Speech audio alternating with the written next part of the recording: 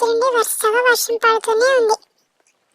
ఈ చల్లటి వాతావరణంలో ఏమైనా వేడివేడిగా తిందామని మురుకుల పిండి తయారు చేసి పెట్టుకున్నాము. ఈ మురుకుల పిండి ఎలా చేసామంటే బియ్యపిండిలో కొద్దిగా నువ్వులు, ఓమ, కారం, ఉప్పు, వెల్లుల్లి ఇంకా జీలకర్ర వేసి కలుపుకున్నాం. మా ఇంటి ముందు కట్టెల పొయ్యి ఇలా అరేంజ్ చేసుకుని మురుకులను కాలుస్తున్నాము. మురుకుల తర్వాత మిక్చర్ కూడా చేసాము, కానీ అది రికార్డ్ చేయలేదు. ఈ పిండి వంటలన్నీ మేము తొలి ఏకాదశి పండుగ రోజు చేసుకున్నామన్నమాట. మీరు పండుగ రోజు ఏమేమి వంటలు లేదా పిండి వంటలు చేసుకున్నారో కామెంట్స్లో చెప్పండి.